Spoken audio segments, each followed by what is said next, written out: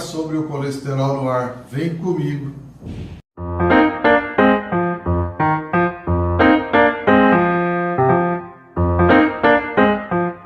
Minha amiga, prazer, meu nome é Edmar Santos, eu sou médico cardiologista e hoje eu vou responder uma pergunta da querida Marisa, uma amiga minha, que pediu para que eu fizesse uma leitura desse artigo que foi publicado no International Journal of Cardiology. Esse artigo do Dr. Lee Nguyen, ele foi feito um estudo bastante interessante chamado Relação entre LDL colesterol inicial e desfechos cardiovasculares em pacientes hipertensos com alto risco cardiovascular. Uma análise de dados do SPRINT, uma análise pós-hoc, né? Bom, algumas considerações devem ser feitas antes da análise do estudo.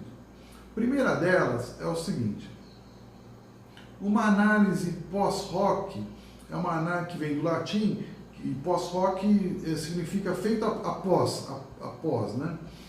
Então, quando você faz uma análise pós-hoc, você faz uma leitura do estudo após a realização do mesmo.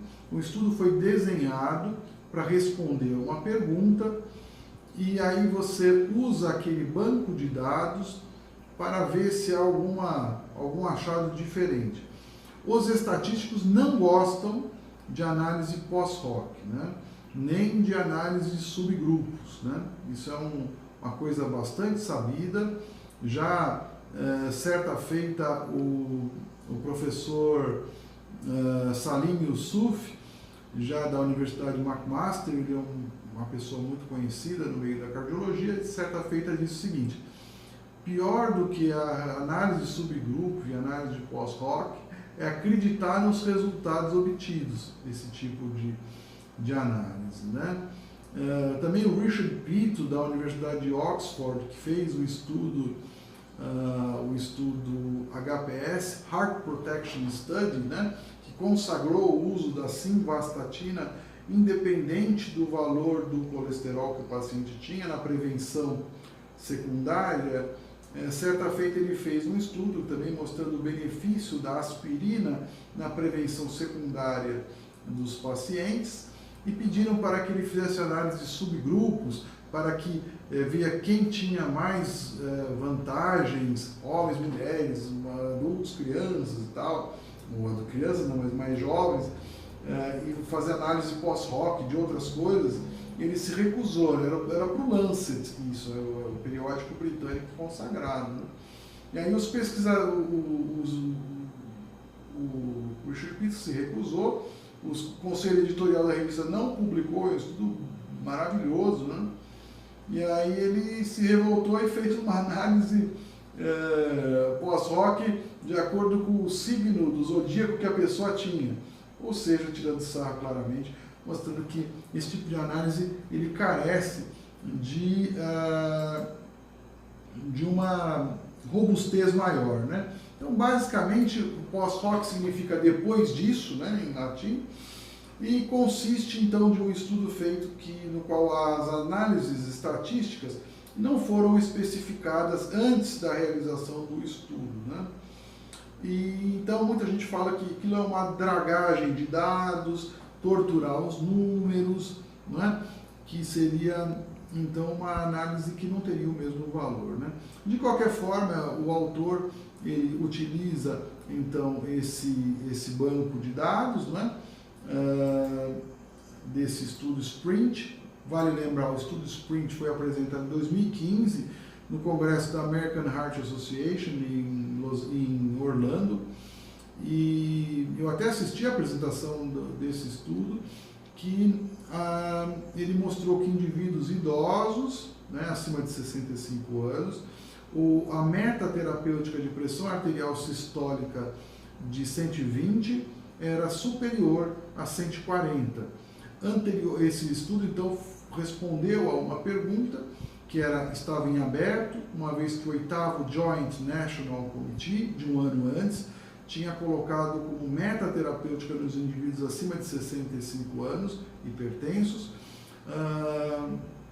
de 150, abaixo de 150, não havendo evidências para valores inferiores a isso. E esse estudo, ele então mostrou que havia agora evidências de que pressão de 12 melhor do que pressão de 14 nesse grupo de pacientes. Então, o estudo foi desenhado para responder a esta pergunta. Então, o autor pegou a amostra de segmento ao longo de 3 anos e o que ele pôde concluir disso, né? Ele pôde concluir que pacientes que se encontravam em prevenção primária, nesse grupo de pacientes que foram estudados no estudo SPRINT, eles não tinham, o valor de colesterol basal não discriminava prognóstico de eventos de desfecho cardiovascular, né? E no grupo de prevenção secundária, havia um benefício, sim, discreto, mas havia. Então aí fica em aberto aquela questão do colesterol, sempre volta, então não devo tratar, e fica sempre aquela dúvida, né? Fica em aberto no ar. A minha opinião pessoal é o seguinte: é um dado a mais, obviamente, mesmo tendo essas limitações que o estudo oferece, obviamente. Contudo, o que já se sabia? Já se sabia que indivíduos idosos respondem menos ao tratamento com estatinas para a redução do colesterol, né? Isso, vários trials já tinham demonstrado isso, não é um fato novo. E, claro que vai ter um benefício maior na prevenção secundária que na primária, sendo alvo de dúvida se eu devo tratar ou não aquele indivíduo à sua frente. Aí vale do bom senso, né? Obviamente. O paciente manifesta 1 milhão de sintomas tomando estatinas, e ele tem 210, 215 de colesterol total. Não vai tratar esse indivíduo, obviamente, né? Agora, ele tem mais de 190 de LDL, já mudou o cenário, cheio de placas pelo corpo todo, está em prevenção secundária. Então, aí é muito do bom senso do médico. Eu não creio que esse estudo traga algo de muito impactante, porque é uma análise pós-hoc, e depois não é um fato novo o que foi oferecido de resultado. Tá bom? Um grande abraço, até breve.